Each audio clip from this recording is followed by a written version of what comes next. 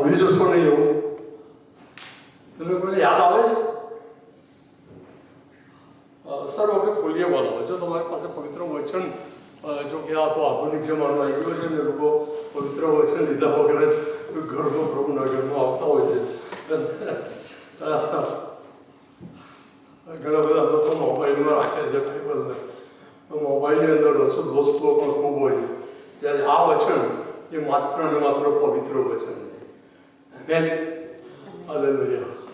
એટલે તેથી પ્રભુના ઘરમાં પવિત્ર વચન લઈને આવવું એ બહુ ઉત્તમ છે, બહુ ઉત્તમ છે. બધા જો તમારી પાસે ના હોય તો તમે ખરીદી લેજો તમારું પોતાનું પર્સનલ, કારણ કે આવનાર દિવસોમાં બહુ જ ભયંકર દિવસો આવી રહ્યા છે.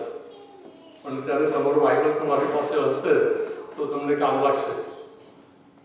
બાકી તમારા મોબાઈલ બંધ થઈ ગયા હશે, તમારો કોમ્પ્યુટરો બંધ થઈ ગયા હશે. અને તેથી પરમેશ્વરનું વચન, જીવતો ઈશ્વર અને એનું જીવતું વચન એ તમારી પાસે રાખવું બહુ ઉત્તમ છે. તમે બોલો મારી સાથે પિત્તરનો બીજો પત્ર અને તેનો 3જો અધ્યાય અને તેની 8મું વચન એ આ પ્રમાણે કહે છે, પણ વલાઓ આ એક વાત તમે ભૂલી ન જાઓ. આ એક વાત એવી છે કે તમે ભૂલી ના જાઓ અને હંમેશા યાદ રાખો. અને એ વાત શું છે? પરમેશ્વરનું વચન આગળ એવું કહે છે કે પ્રભુની નજરમાં એક દિવસ 1000 વર્ષોના જેવો અને 1000 વર્ષો એક દિવસના જેવા છે. 1000 વર્ષો એક દિવસ અને એક દિવસ 1000 વર્ષોના જેવા છે. આ વાત ભૂલી ના જશો, આ વાત ભૂલી ના જશો બધા. આ વાત ભૂલી ના જશો. કેમ? ઈશ્વરે છે ને 6 દિવસમાં આકાશને પૃથ્વી ઉત્પન્ન કરી અને 7મો દિવસ આરામ લીધો અને 7મો દિવસ એ એમણે આરામનો ઠરાવ્યો, પવિત્ર ઠરાવ્યો. હવે 1000 વર્ષ બરાબર એક દિવસ, તો 6 દિવસ બરાબર કેટલા વર્ષ થયા? 6000 વર્ષ થયા, 6000 વર્ષ થયા, બરાબર. હવે તમે આદમથી લઈ અને શરૂઆત કરો તો ઇબ્રાહિમ સુધી 2000 વર્ષ થાય અને ઇબ્રાહિમથી પ્રભુ ઈસુ ખ્રિસ્ત સુધી 2000 વર્ષ થાય અને પ્રભુ ઈસુ ખ્રિસ્તથી 2000 વર્ષ પૂરા થઈ ગયા. કારણ કે પ્રભુ ઈસુ ખ્રિસ્ત આવ્યા અને પ્રભુ ઈસુ ખ્રિસ્ત સમયના ભાગ પાડી નાખ્યા. ઈશ્વર ઈસવીસન મૂલ્ય 4000 વર્ષ અને ઈસવીસન 2000 વર્ષ. બરાબર. ઈશ્વરે આપણને કેલેન્ડર આપ્યું, એટલા માટે આપ્યું કે આપણે એમની અંદર મોત કે દવાખાને જવાનું છે ને પેલા મુલાકાતે જવાનું એના માટે નહીં હો. પ્રભુએ કેલેન્ડર એટલા માટે આપ્યું કે એક વર્ષનું ફાળું તમે ફાળતા જાઓ અને એક વર્ષ પૂરું થતું જાય અને પ્રભુનું આગમન કેટલું નજદીક આવ્યું છે જોવાનો એ તમને ખબર પડે. એને માટે પ્રભુએ કેલેન્ડર આપ્યું. પ્રભુ છે ને કોઈ કામ એવા જવા કરતા નથી, અમે કામ કરતા નથી, બધું હેતુપૂર્વક કરે છે અને તેથી પ્રભુનો આ હેતુ હતો. હવે 6 દિવસની અંદર 6000 વર્ષ પૂરા થઈ ગયા તો પછી 7મો દિવસ તો આરામનો આવ્યો ને, તો 7મો દિવસ તો 1000 વર્ષનું શાંતિનું સામ્રાજ્ય છે. હવે જો 6000 વર્ષ પૂરા થઈ ગયા હોય તો પછી 7મો દિવસ તો શરૂ થયો નથી બનો. 6 દિવસ પછી 7મો દિવસ આરામનો ઠરાવેલો વાયો. હાલેલુયા. અને પણ 7મો દિવસ શરૂ થયો નથી. શું થયું? મારા મિત્રો તો મને કહેતો કે તમે લોકો ખ્રિસ્તી લોકો ખાલી ખોટી બૂમો પાડો છો કે પ્રભુ ઈસુ ખ્રિસ્ત આવી રહ્યા છે, આવી રહ્યા છે. અન્ય તરીકે હતો બાજુમાં છે અને સેન્ટ જેલેસનું ભરેલું. એણે કીધું કે આ પૃથ્વી ઉપર કેવી અંધાધૂંધી ચાલે એવી સ્વર્ગમાં પણ અંધાધૂંધી છે. પણ પાપ કરેલું દૂતે અને ત્યાં પાપ એટલું બધું વધી ગયું છે કે એને સોલ્વ કરવામાં પ્રભુ ઈસુ પાછું આવવાનું ભૂલી ગયા છે. તમે શું માટે જાઓ? પરમેશ્વરનું વચન કહે છે કે પ્રભુ પોતાના વચન સંબંધી વિલંબ કરતો નથી. તો પછી શું થયું? વળ્યા પડે. કેમ પ્રભુ ઈસુ આવ્યા નહીં? કેમ એ ખુદાનું શાંતિનું સામ્રાજ્ય ચાલ્યું નહીં? કેટલો સમય બાકી છે?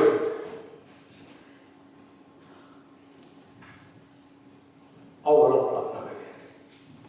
હાલેલુયા. સર્વશક્તિમાન ઈશ્વર, બોલો બોલો, અમારી સાથે બોલો પ્રભુ. તમારી પવિત્રતાને વિદિત કરો, તમારું સામર્થ્ય જ્યારે તમે અમારી મધ્ય હાજર છો પિતા, અમારા પોતાના દૂતગણ સાથે આખા સ્વર્ગ સાથે તમે અમારી મધ્ય હાજર છો પિતાજી. અમે આભાર માનીએ છીએ પ્રભુ કે તમે અમારી મધ્ય હાજર થયા છો તેના માટે. પ્રભુ તમે બોલો અને અમે સાંભળીએ, અને સાંભળીને ભૂલી જणार નહીં. તમારું વચન કે છે યાદ રાખીએ માત્ર એટલું નહીં પિતાજી, પણ અમે પાડીએ.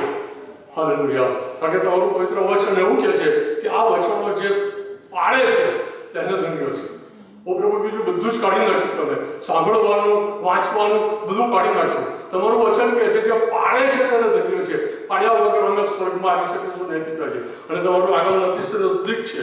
તમે પ્રગટ કરો પિતાજી. કેટલી વાર બાકી છે પિતાજી. ઓ પ્રભુ, તમે પ્રગટ કરો.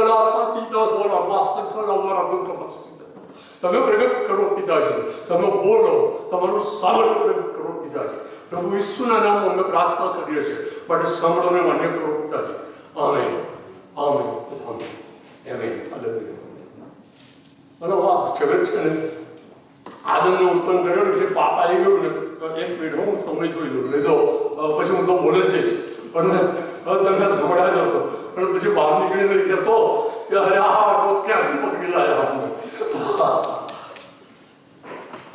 4:47 થઈ જશે. આજે મને અડધો કલાક આપ્યો બરાબર ને, એટલે 5:15 મારે પૂરું કરવાનું. Okay, thank you. પ્રભુ એ સમયની અંદર પૂરું કરે તો સારું. એમ સારું. આપણે હવાલો જોઈએ છે કે ભયંકર ભ્રષ્ટતા વધી ગઈ, અને પછી નૂહના સમયની અંદર ઈશ્વરે આખા જગતનો નાશ કરી નાખ્યો. માણસ અને પશુઓને બધાનો નાશ કરી નાખીશ. અને નૂહને કીધું કે ભાઈ વણ બનાવો, અને કે જેથી તારો બચાવ થાય. અને દીદી નૂહને વણ બનાવતા 100 વર્ષ થયા. 500 વર્ષનો હતો. પ્રભુએ એને સામના આપે કાપ્યા, અને પછી એને કીધું કે તું આ વણ બનાવો. 100 વર્ષ પછી 600મા વર્ષના બીજા વર્ષના 17મા દિવસે એ જળ પ્રલય ચાલુ થઈ ગયો હતો. પવિત્ર વચન હું તો બોલે જઈશ. હું હવે આજે સમય નથી કે હું તમારી પાસે પવિત્ર વચનો કઢાવીને તમને બતાવું. તમે વાંચી લેજો ઉત્પત્તિની અંદર. ઓકે, તો હલો એ સમય એ પૂરો થઈ ગયો. નૂહે બહાર આવ્યો, અને પછી નૂહે પ્રભુને અર્પણ કર્યું, અને પ્રભુ થયા. અને નૂહ ઈશ્વરની દ્રષ્ટિમાં કૃપા પામેલો. એના પત્નીને બાળકો નહીં, પણ છતાંય નૂહને કારણે એના પત્નીને બાળકોને પ્રભુએ બચાવી દીધા. એને તો પ્રભુ કુટુંબને બચાવે છે. બધા જો એક વ્યક્તિ કુટુંબની અંદરથી પ્રભુ પર વિશ્વાસ કરે ને, તો આખા કુટુંબને પ્રભુ બચાવી લે છે. આખા કુટુંબને. કારણ કે પરમેશ્વરનું વચન છે પ્રભુ ઈસુ પર વિશ્વાસ કર એટલે તું તથા તારા ઘરના સગડા તારણ પામશો. હાલેલુયા. પ્રભુની સ્તુતિ કરો. અને તેથી તરત જ પાછી ભ્રષ્ટતા વધી ગઈ, અને પરિણામે ત્યાં એ લોકોએ બંધ કર્યું, અને બાબેલનો બુરુજ બાંધવા લાગ્યા, અને પ્રભુ એ લોકોને વિખેરી નાખ્યા. પછી ઉત્પત્તિના 10મા અધ્યાયની અંદર કહે છે કે પ્રભુએ ધરતીકંપ મોકલ્યો, અને પેરેસના વખતની અંદર ધરતીકંપ થયો, અને પૃથ્વીના વિભાગ થઈ ગયા, અને ટાપુ અને બાપુ બધું બની ગયું. અને જ્યાં ગયો માણસ ત્યાં શું કર્યું? પાપને ધોયો. આખી પૃથ્વી એ પાપી લોકોથી ભરપૂર થઈ ગઈ. પણ એની અંદરથી ઈશ્વરે એક માણસને બચાવ્યો, અને એ માણસને એણે કીધું તું મારી સમક્ષતામાં ચાલ અને તું પરિપૂર્ણ થા. એ માણસ ઇબ્રાહિમ હતો. એ તો પણ હતો મૂર્તિ પૂજક હતો. તો પ્રભુએ એને બોલાવ્યો. પ્રભુએ જોયું કે આ માણસ એવો છે કે જે વિશ્વાસોપણે ચાલશે, અને ઇબ્રાહિમને એનો મિત્ર બનાવ્યો. ઉત્પત્તિનું પુસ્તકના 15મો અધ્યાય કાઢો મને, મારી સાથે ખોલવાનો. ઉત્પત્તિનું પુસ્તકના 15મો અધ્યાય એ બહુ અદ્ભુત અધ્યાય છે, અને એની અંદર પરમેશ્વરે એને કીધું કે આકાશના તારા અને પૃથ્વીની ગતિ જેટલા તારા સંતાન થશે, અને આ જે દેશ પર તું ફરે છે એ દેશ હું તને અને તારા સંતાનોને આપીશ. તો ઇબ્રાહિમ કહે છે, વિશ્વાસનો પિતા હતો, આગળ એવું કહે છે, ઇબ્રાહિમે કીધું પ્રભુ હું સાથે જાઉં,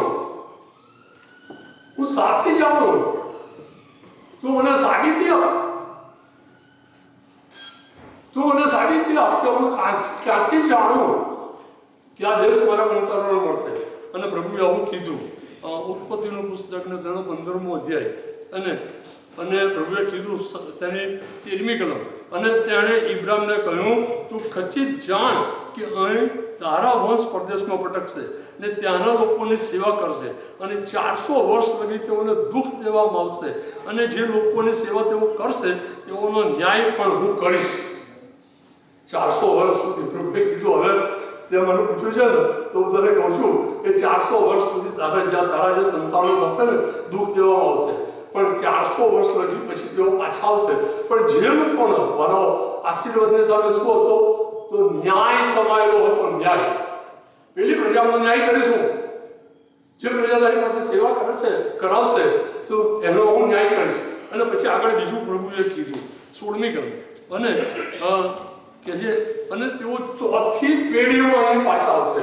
એટલે 100 વર્ષની પેઢી થઈ, 400 વર્ષ પછી પાછા આવશે. તેઓ 4થી પેઢીમાં અહીં પાછા આવશે. કારણ કેમ કે અમોરીઓના પાપનો ઘડો હજુ ભરાયો નથી. આજે તમને આપું, પણ ક્યારે આ અમોરીઓના પાપનો ઘડો ભરાઈ જાય અને હું એને હાંકી કાઢું પછી હું તમને આપું. એનો મતલબ ન્યાય સમાયેલો હોવાનો. પ્રભુ ઈસુ ખ્રિસ્તના પુનરાગમનની સાથે આ જગતનો ન્યાય સમાયેલો છે. પ્રભુ ઈસુ ખ્રિસ્તના પુનરાગમનની સાથે આ જગતનો ન્યાય સમાયેલો છે. હવે બનાવો કેટલો સમય બાકી આપણે જોઈશું, બરાબર ને? અને તમારા જેને સાંભળવાને કાન છે ને તેઓ સાંભળે.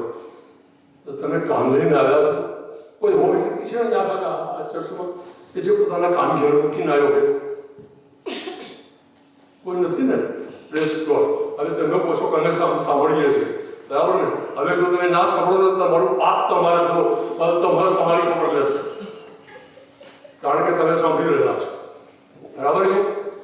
હાલેલુયા, સ્તુતિ. બરાબર.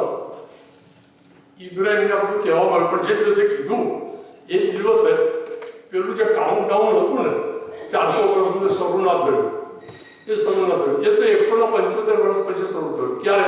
કે જ્યારે યુસુફનો જન્મ થયો ને ત્યારે પેલી મિસરનું કાઉન્ટડાઉન શરૂ થયું. બરાબર? તો 175 વર્ષ પછી યુસુફનો જન્મ થયો.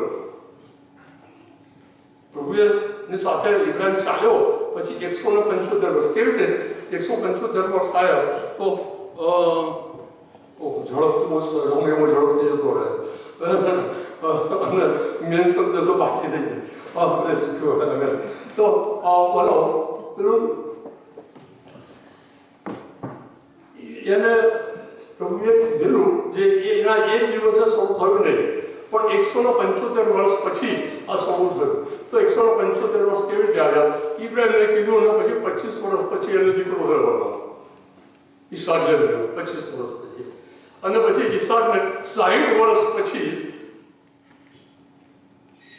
યાકૂબ અને એસાવ થયા. 60 વર્ષ પછી અને એને જન્મનો 60 વર્ષ પછી. તમે ઉત્પત્તિમાં બધું લખેલું છે, શોધી કાઢ્યું. હવે એ 60 વર્ષ, 60 અને 25 કેટલો થયા?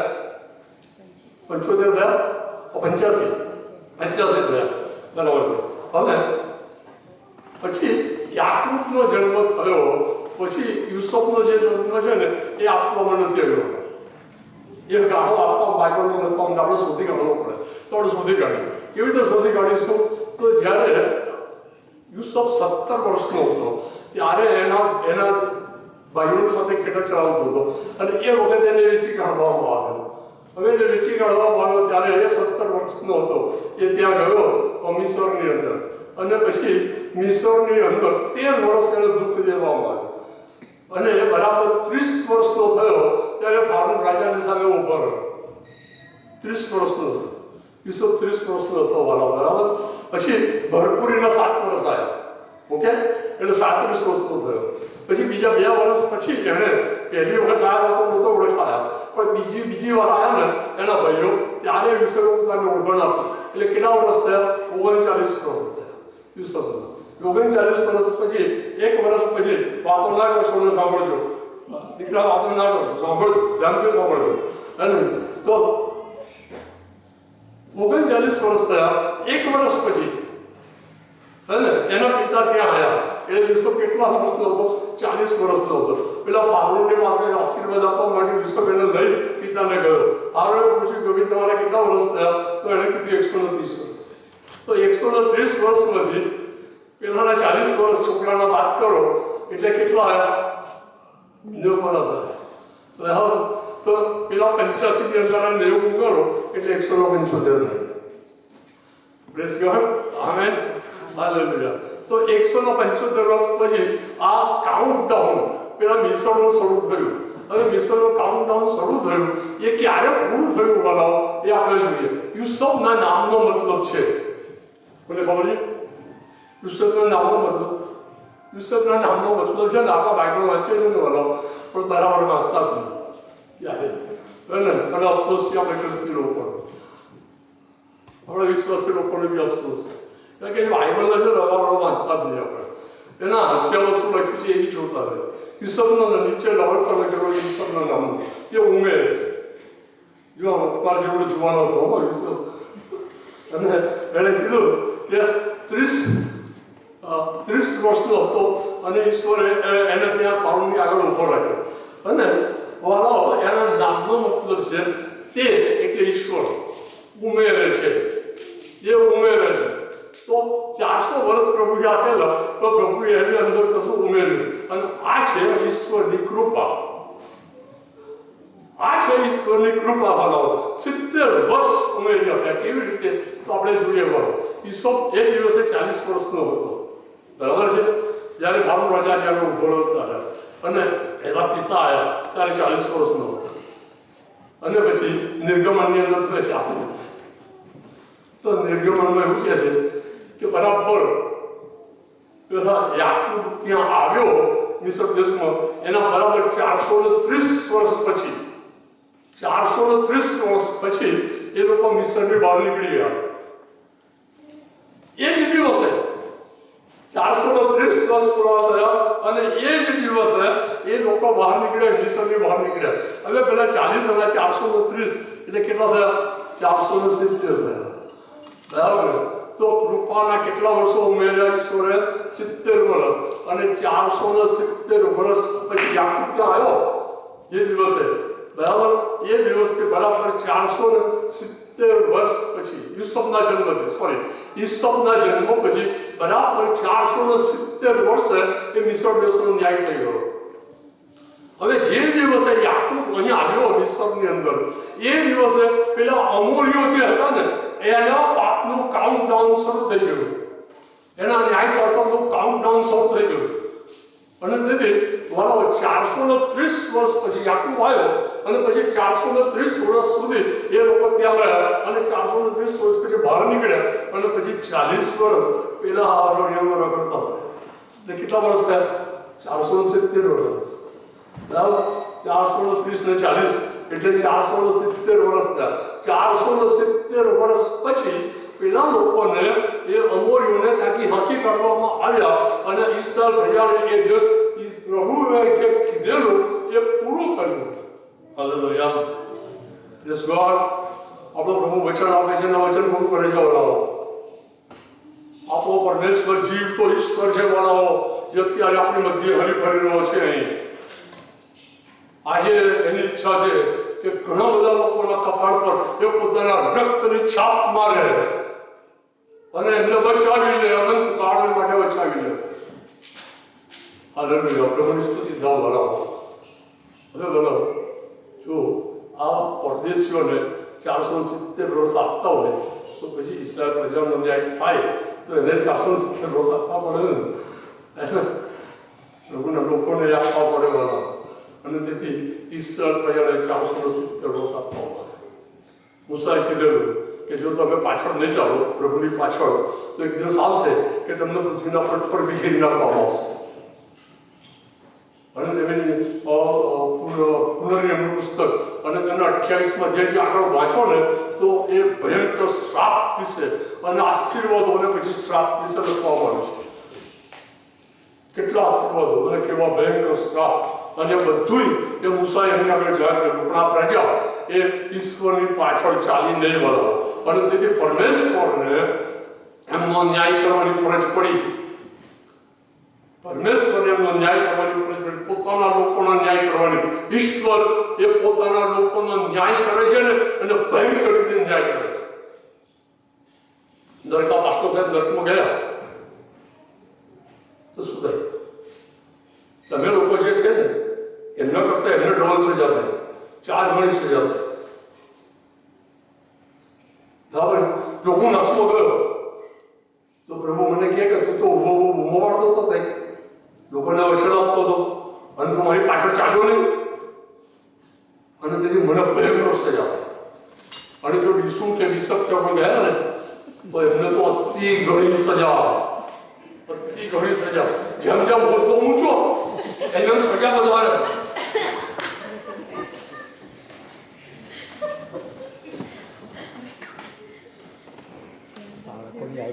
અને તેથી બનાવો આપણે ખ્રિસ્તી લોકો તમને છે ને ખ્રિસ્તી કુટુંબમાં જન્મ આપ્યો છે ને એ પ્રભુની મહાન દયા છે, કૃપા છે. હિન્દુ કે મુસ્લિમ બનાવ્યા હોત તો તમારું તારણ થયું જ ન હોત.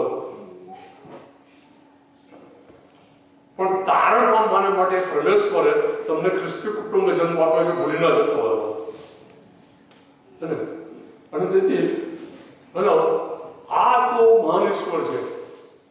આ લોકો પ્રભુની પાછળ ચાલ્યા નહીં, પ્રભુ એની સાથે વાત કરવાની બંધ કરી દીધી. અને કોઈ સંદર્શન નહીં, કોઈ પ્રબોધક નહીં, કોઈ શુદ્ધ નહીં, અને વાલાખી પ્રબોધક અને પ્રભુ ખ્રિસ્તી વચ્ચે 400 વર્ષનો ગાળો થયો. કેટલા વર્ષ? 400 વર્ષ. જૂનો કરાર અને નવા કરારની વચ્ચે 400 વર્ષનો ગાળો છે બધાનો, 400 વર્ષનો. અને પછી પરમેશ્વરે આ પ્રજા ઉપર એટલો પ્રેમ હતો કે પોતાના એકાકી પુત્રને તેમણે એમને ચેતવણી આપવાને માટે મોકલ્યા. મને આજે મોકલ્યો છે, પ્રભુએ તમને ચેતવણી આપવા અને મને પ્રભુ એમને નહીં લાવ્યા. પ્રભુનું આયોજન, પ્રભુનું પ્લાનિંગ છે. અને તેથી આજે હું ઊભો છું. અને તેથી પરમેશ્વરની ઈચ્છામાં અત્યારે હું ઊભો છું. હાલેલુયા, પ્રભુની સ્તુતિ થાઓ. અને તેથી પરમેશ્વરે લોકોની સાથે વાત કરવાની બંધ કરી દીધી, પણ આ લોકોએ પસ્તાવો ના કર્યો. પરમેશ્વરે પોતાના એકાકી પુત્રને મોકલ્યા તો આ લોકોએ વધસ્તંભને જણાવી દીધા. પણ વધસ્તંભ પર જતા જતા પ્રભુ ઈસુ મંદિરની બહાર આવ્યા અને પેલા શિષ્યએ કીધું, પ્રભુ જો કેવા મહાન વાક્યો માથી લખેલું સ્મોદા 24 અધ્યાય પહેલી ને બીજી ગણો, કેવા મહાન વાક્યો. અને પ્રભુ ઈસુ ખ્રિસ્તે કીધું, એક પથ્થર પર બીજો ઉભો રહેવા દેવો નહીં આવે. એક પથ્થર પર બીજો ઉભો રહેવા દેવો નહીં આવે. અને બધો બરાબર 37 વર્ષ પછી ઇતિહાસ કહે છે, ઈસવીસન 70 પ્રભુ ઈસુ લુક કહે છે કે જ્યારે 30 વર્ષના હતા ત્યારે ત્રીજા અધ્યાયમાં અને કીધું કે 30 વર્ષના હતા ત્યારે તેમણે તેમની ધર્મ સેવા શરૂ કરી. 30 વર્ષના હતા ત્યારે.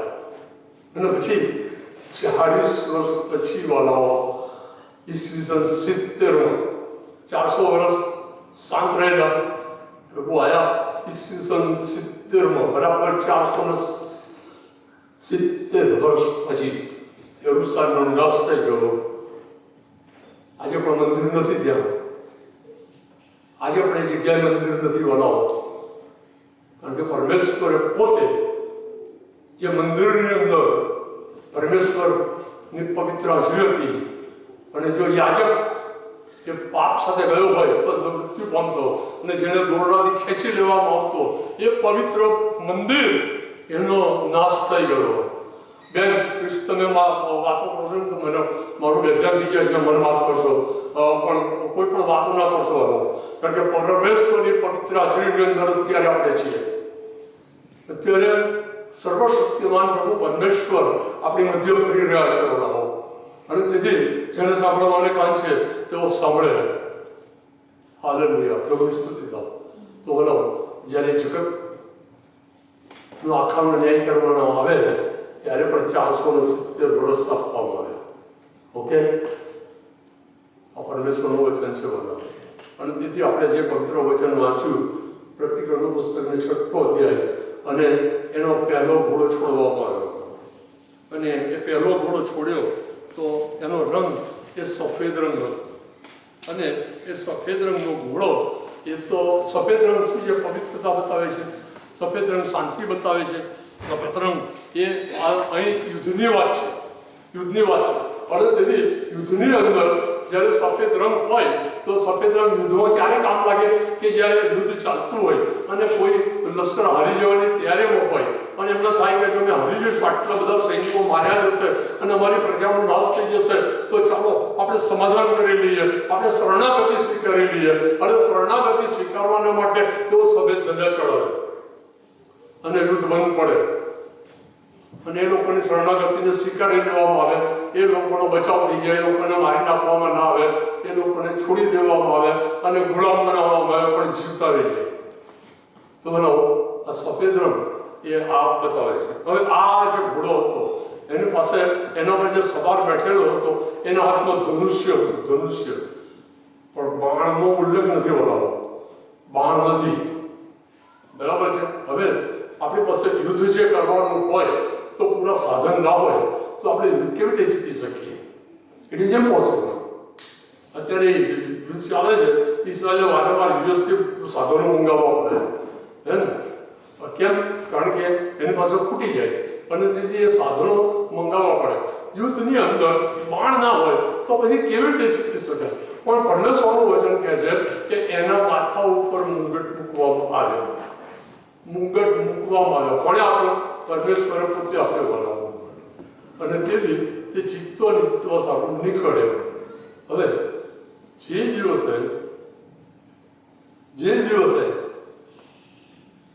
દિવસે આ સફેદ ઘોડાને છૂટો મૂકવામાં આવ્યો જગતની અંદર, બરાબર છે ને? પવિત્ર વચન એ જે કહે છે ને એ આ જગતમાં બનવાનું છે એ કહે છે. અને તેથી આ જગતનો જે ઇતિહાસ છે ને એ ઇતિહાસ તરફ આપણે જોવું પડે, એ ઇતિહાસનું ધ્યાન રાખવું પડે, એ ઇતિહાસમાં શું બની રહ્યું છે. અને તેથી લગભગ મારો સમય થોડીક વાર છે હજુ, સારું પ્રેસ કદાચ થોડો વધારે સમયનો તો વાંધો નહીં છે તો મને વાત કરજો કદાચ હે ને. તો બોલો આ જે ઘોડો છોડવામાં આવ્યો એ 470 વર્ષ ત્યાંથી કાઉન્ટડાઉન શરૂ થઈ ગયું. ત્યાંથી સાંભળજો, 470 વર્ષનું જે કાઉન્ટડાઉન છે એ શરૂ થઈ ગયું. એનો મતલબ કે આપણે અંતના સમયની અંદર આવી પહોંચ્યા છે. બધા પ્રભુ ઈસુ ખ્રિસ્તનું આગમન એ અતિશય નજદીક આવી ગયું છે અને કેટલું નજદીક આવી ગયું છે એ આપણે જોઈશું બધા. અને મારા પ્રબોધકને તેનો 3 અધ્યાય તેની 10મી કલમ એવું કહે છે કે આરંભમાં નાના દેખાતા કામોના દિવસને કોણે દુષ્કાર્યો છે? આરંભમાં નાના દેખાતા કામોના દિવસને કોણે દુષ્કાર્યો છે? પરમેશ્વરનું વચન પ્રશ્ન ચિહ્ન મૂકે. તો લો પરમેશ્વર જે કામ શરૂ કરે છે ને એ બહુ નાની શરૂઆતથી કરે છે. સાહેબ કહે છે કે પાત્રના પાત્રોની સેવા, આજે વચનની સેવા કરે છે. વાળાઓ કેટલું અજાયબ જેવું છે, હે ને? અને એમના દ્વારા અદ્ભુત અને અજાયબ જેવું કામ થાય છે. એમનું જીવન બહુ અદ્ભુત છે. હાલેલુયા. પ્રભુની સ્તુતિ થાવ, પ્રભુને માન અને મહિમાઓ. ગઈકાલે પણ તેઓ મને લઈ ગયેલા અન્ય ધર્મી લોકોની સભામાં અને ત્યાં પણ પ્રભુનું વચન આપવાનો જે તક પ્રાપ્ત થઈ. બહુ અદ્ભુત સેવાઓ. હાલેલુયા. પ્રભુની સ્તુતિ થાવ, પ્રભુને માન અને મહિમાઓ એને માટે. તો વાલાઓ એક નાનો બનાવ બન્યો આજથી 425 વર્ષ પહેલા, બરાબર 31 ડિસેમ્બરે. મેં કીધું કેલેન્ડર નથી બરાબર. તો 31 ડિસેમ્બર 1600ના દિવસે બ્રિટનની રાણીએ એ ઈસ્ટ ઇન્ડિયા કંપનીને પરમિશન આપી કે તમે વેપાર કરી શકો છો પરદેશમાં, ઇન્ડિયા અને બીજી બધા દેશોમાં. અને તેઓએ પેલી સફેદ ધજા ચડાવી. કેમ? વેપાર કરવાનો હતો વાળો, કે રાજ કરવાનું થોડું હતું, અને તેથી વેપાર કરવા માટે સફેદ ધજા લઈને ગયા અને બ્રિટિશ પેલા મોગલ બાદશાહ જે હતા એની પાસે પરમિશન મેળવી અને બહુ શાંતિથી વેપાર શરૂ કર્યો. અને 2000 વર્ષ પૂરા થવા આવ્યા, એના 400 વર્ષ પહેલા, બરાબર 400 વર્ષ પહેલા કેલેન્ડર પ્રમાણે. અને એ લોકો વેપાર કરવા નીકળ્યા. પણ વેપાર કરતા કરતા એમને રાજકારણનો જંપ લાગ્યો અને ઇન્ડિયાને, પાકિસ્તાનને, બાંગ્લાદેશને, આ બધા દેશોને કેપ્ચર કરતા ગયા. અને બોલો પરિસ્થિતિ એવી હતી, એક દિવસે બ્રિટનનો રાજ હતો, રાણીએ એમની પાસેથી સત્તા લઈ લીધી. કશું જ નહોતું કર્યું બ્રિટનની રાણીએ, એક પણ જ નહોતું કર્યું. હલાવો કેમ? કારણ કે ધનુષ્ય હતું, માણતો હતું નહીં, એને ક્યાં લડવાનું હતું? એના માટે તો તાજ મૂકવામાં આવ્યો. શું મૂકવામાં આવ્યો? તાજ મૂકવામાં આવ્યો. અને ગુજરાતીમાં કહેવત બની કે રાણીના રાજ્યમાં સૂર્ય આથમતો નથી. સાંભળી બધા કહેવત? અને રાણીના રાજ્યમાં સૂર્ય આથમતો નથી. 30% જમીન પર એને અધિકાર મળ્યો અને 30% પોપ્યુલેશન ઉપર આ જગતનો એને અધિકાર મળ્યો. પણ બોલો એ પહેલાની જે મંડળી હતી ને એ સંપૂર્ણપણે મળેલી મંડળી હતી. અને એકદમ જ જ્યારે બ્રિટનની રાણી અને ઈસ્ટ ઇન્ડિયા કંપનીવાળા ભારતમાં કે બીજા દેશોમાં મોકલવા માટે વાઇસ હોય કે આ બીજા માણસોને જરૂર પડે ને એડવર્ટાઇઝમેન્ટ મૂકે ત્યારે હજારો માણસો એ ત્યાં આગળ લાઈન લગાવતા અને મંડળી સફારી ઉઠી બેઠી થઈ. અરે આ લોકો રાજ કરવા માટે જાય છે તો આપણા પ્રભુએ આપણને વચન આપ્યું છે કે જાઓ અને સર્વદેશનાઓને શિષ્ય કરો. આપણે બેસી રહ્યા છીએ, આપણે ઊભા થઈએ. અને વિલિયમ કેરી ઊભો થયા. અને વિલિયમ કેરીને એક સિનિયર માસ્ટરે કીધું બેસી જા. તારા વગર પણ પ્રભુ તારણ કરશે લોકોનું. પણ વિલિયમ કેરીએ મિશનરી એ સોસાયટીની સ્થાપના કરી અને બોલો ભારતની અંદર અને બીજા દેશોની અંદર મિશનરી કાર્ય શરૂ થયું. ફિલાડેલ્ફિયાની મંડળીનો જમાનો એ શરૂ થયો 7 મંડળીઓમાં 425 વર્ષ પહેલા. ફિલાડેલ્ફિયાની મંડળી 7 મંડળીઓ જે આપવામાં આવી છે પ્રકટીકરણમાં, એમાંથી ફિલાડેલ્ફિયાની મંડળીનો જમાનો શરૂ થયો. અને એ પ્રભુએ કીધું કે આખા સંસાર ઉપર ધ્યાન આપજો, આખા સંસાર ઉપર જે કસોટી આવવાની છે તેનાથી હું પણ તને બચાવી લઈશ. કોને બચાવી લઈશ? બનાવો અહીં બેઠેલા બધા લોકોને નહીં હો. જેઓએ પ્રભુ ઈસુને પોતાના જીવન સોંપ્યા છે, જેઓએ પ્રભુ ઈસુનું રક્ત પોતાના કપાળ ઉપર પ્રભુ ઈસુએ છાપ મારેલી છે, એ લોકો જ બચી જશે, બીજા નહીં. એ સિવાય ભલે તમે આ મંડળીની અંદર કદાચ મોટા હોદ્દા પર હો, પણ જો તમે પ્રભુને જીવન સોંપ્યું નથી વાળા હો, you will be lost. તમે નાશ પામશો, તમે ગમે તેવું. અને તેથી પ્રભુને જીવન સોંપવું એ બહુ અદ્ભુત છે. તો બનાવો 425 વર્ષ પહેલા આ બનાવ બની ચૂક્યો છે. બ્રિટનની રાણીને તાજ આપવામાં આવ્યો. પણ આ જે તાજ છે ને એ તાજ માટે જે શબ્દો વપરાયો છે એના બે શબ્દો છે એની અંદર, ગ્રીકની અંદર. એક છે સ્ટેફાનોસ અને બીજો શબ્દ છે એ સ્ટેફાનોસ જે છે એ સ્ટેફાનોસનો અર્થ છે ફૂલોનો મુગટ. અને બીજો જે શબ્દ વપરાયો છે એ શબ્દનો અર્થ છે સોનાનો મુગટ. અને પ્રકટીકરણના પુસ્તકના 19મા અધ્યાયની અંદર પ્રભુ ઈસુ ખ્રિસ્તના માથા ઉપર ઘણા મુગટ છે, એને માટે ત્યાં આગળ એ શબ્દ વપરાયેલો છે. પણ અહીં જે શબ્દ વપરાયેલો છે એ સ્ટેફાનોસ શબ્દ છે. એ સ્ટેફાનોસ શબ્દ છે અને એ સ્ટેફાનોસનો મતલબ છે ફૂલોનો મુગટ. એ સમયની અંદર પેલી જે હરીફાઈઓ થાય ને એ હરીફાઈની અંદર જે વિજેતા બને એને ફૂલોના મુગટ એ આપવામાં આવતા હતા. અને એ સ્ટેફાનોસ શબ્દ છે બધો. તો સ્ટેફાનોસ શબ્દનો મતલબ એવો છે કે ફૂલોનો મુગટ એક દિવસે કરમાઈ જાય. અને ફૂલોનો મુગટ કરમાઈ ગયો. બ્રિટનનું રાજ જતું રહ્યું. ફૂલોનો મુગટ હતો, કરમાઈ ગયો. બ્રિટનનું રાજ જતું રહ્યું. આજે બ્રિટનનું રાજ નથી. હાલ પ્રભુની સ્તુતિ ગાઓ પ્રભુનું વચન એ સત્ય વચન છે વાળાઓ, આપણે સમજવું પડે. બીજો ઘોડો જે છે ને એ લાલ ઘોડો છે. હવે મારી પાસે તો સમય નથી કે હું બધું ડિટેલમાં તમને સમજાવું, બરાબર?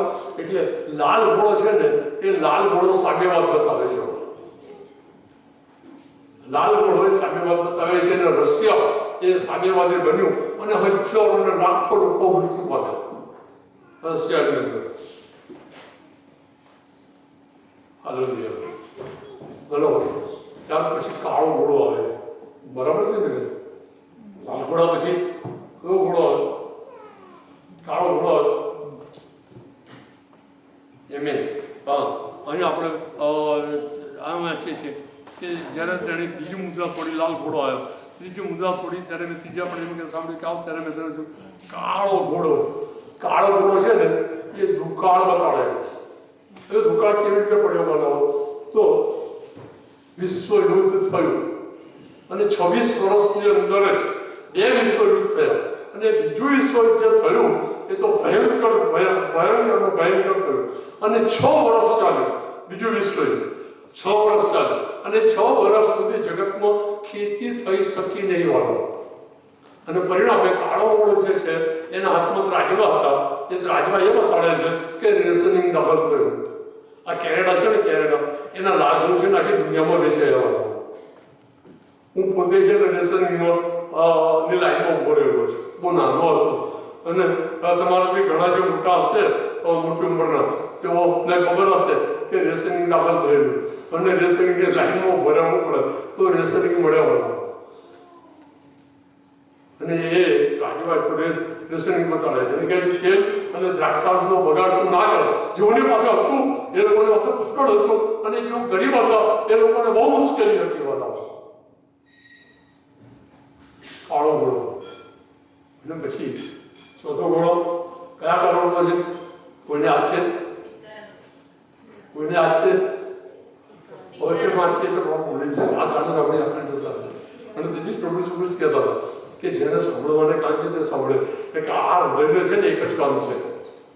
અને તેથી 2 કાનથી અંદર જ્યારે જાય ત્યારે કેમ ઉતરે? હૃદયમાં ઉતરે. અને તેથી બોલાવો જે અહીં છે ને એ આપણું આ બાઇબલ છે ને એ લગભગ કિંગ જેમ્સ વર્ઝન જે છે ને એના ઉપર આધાર રાખ્યો છે અને કિંગ જેમ્સ વર્ઝન પેલ હોર્સ એવું લખ્યું છે. અને તેથી આપણા બાઇબલની અંદર ઝાંખો રંગ લખવામાં આવે છે. પણ ઝાંખો પણ રંગ કયો? અને એના માટે જો તમે રોમન કેથોલિકનું સંપૂર્ણ બાઇબલનું જો તમે અભ્યાસ કરો એની અંદર વાંચો તો ત્યાં આગળ રંગ લખવામાં આવે છે. જે ગ્રીક શબ્દ છે એનો અર્થ થાય છે લીલો રંગ, લીલો ઝાંખો રંગ. એ શબ્દ વાપરવાનો તો લીલો રંગ બોલો તો આખા જગતમાં ક્યાંય તમે લીલા કલરના ઘોડા જોયો છે? લીલા કલરના કોઈ ઘોડા જોયા છે? તો પ્રભુનું વચન કહે છે કે લીલો ઘોડો છોકવામાં આવ્યો. તો આ લીલો ઘોડો શું છે? What is it? તમે જો મુસ્લિમ લોકોના ત્યાં મસ્જિદમાં જાઓ ને તો ત્યાં આગળ લીલા ઘોડા ચિતરવામાં આવે. એમની મસ્જિદમાં લીલા ઘોડા ચિતરવામાં આવે. એ લોકો છે ને કંઈ તહેવાર હોય ને ત્યારે લીલા કલરની ધજા લટકાવે. એ લોકો જો પાઘડી પહેરે ને તો લીલા કલરની પાઘડી પહેરે. એ લીલો રંગ છે ને એ આતંકવાદને બતાવે છે અને પરમેશ્વરે આતંકવાદને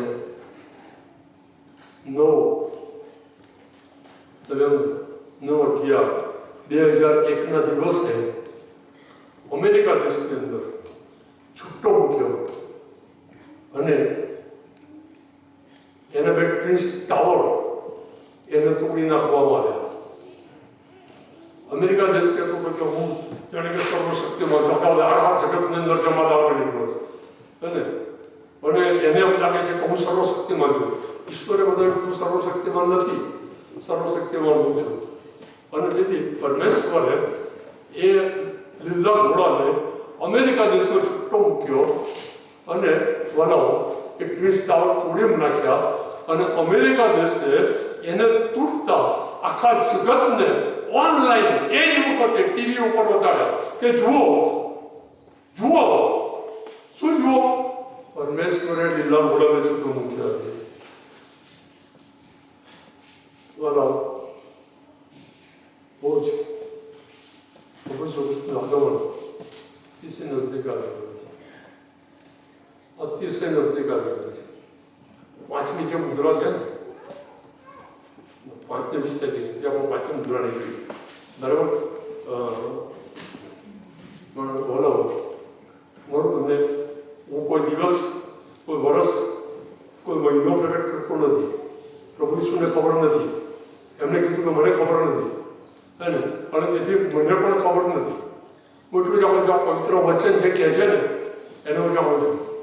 અને પ્રભુ ઈસુ ખ્રિસ્ત ટૂંક સમયમાં આવી રહેલા છે. તમે વિચાર કરો કે મેં તમને કીધું કે 425 વર્ષ પૂરા થયા છે, તો 470 વર્ષની અંદરથી 425 વર્ષ કાઢો તો કેટલો સમય બાકી રહ્યો. પણ એ જે સમય છે એ વખતે પ્રભુ પૃથ્વી પર આવશે. પણ પૃથ્વી પર આવ્યા પહેલા 7 વર્ષ પહેલા તેઓ ગગનમાં આવશે અને એ વખતે મંડળીને તેઓ ઉપાડી જશે. મંડળી એટલે હલો આ અત્યારે આપણે જે બેઠા છે બધા જ નહીં.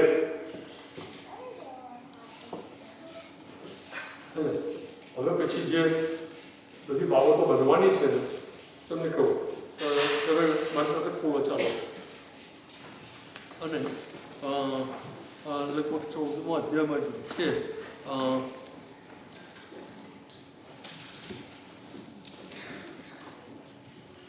પ્રકટીકરણનું પુસ્તક તેનું 9મું અધ્યાય અને તેની 5મી કલમથી વાંચું છું. વળી તેઓને એવી આજ્ઞા આપવામાં આવી કે તેઓ તેમને મારી નાખે નહીં. કીડો નીકળ્યા છે, જમીનમાંથી કીડો નીકળ્યા છે, પણ માણસોને મારી નાખવા નહીં એવી આજ્ઞા આપવામાં આવી. અને તેમને મારી નાખે નહીં, પણ 5 મહિના સુધી તેમને પીડા કરે. અને વીછું જ્યારે માણસને ડંખ મારે છે તે વખતની પીડા જેવી તેઓની પીડા હતી. તે સમયે માણસો મરણને માટે તલપી રહેશે, પણ તે પામશે જ નહીં. અને તેઓ મરવાની બહુ ઈચ્છા રાખશે, પણ મરણ તેઓની પાસેથી નાસી જશે. લોકો પોતાને આગમાં ફેંકી દેશે, પણ મરશે નહીં. લોકો પોતાને પાણીમાં ડૂબાડી દેશે, પણ મરશે નહીં. વલાવ રીવાશે. એટલે 5 મહિના સુધી ભયંકર પીડા, આગ મૂકી હોય એ રીતની પીડા. એ કોના કપાળ ઉપર? તો વલાવ અહીંયા આપણે આગળ પરમેશ્વરનું વાંચન વાંચીએ છીએ.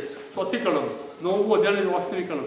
અને તેઓને એવું ફરમાવવામાં આવ્યું, પરમેશ્વરે આ કીડોને એવું ફરમાવ્યું છે કે પૃથ્વીના ઘાસને, કોઈ લીલોતરીને તથા કોઈ પણ ઝાડને ઉપદ્રવ ન કરો.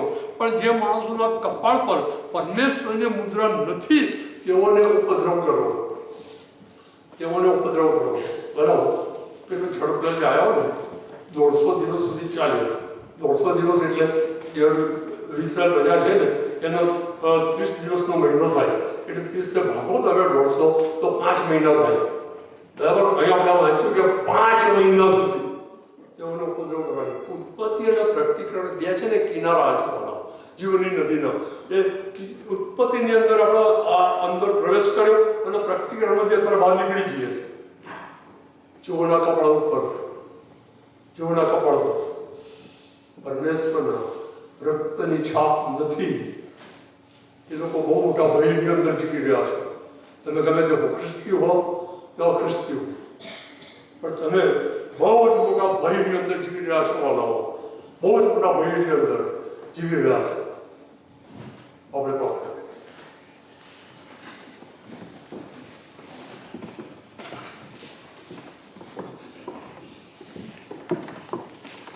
પોતાને આંખો મીચી જશો.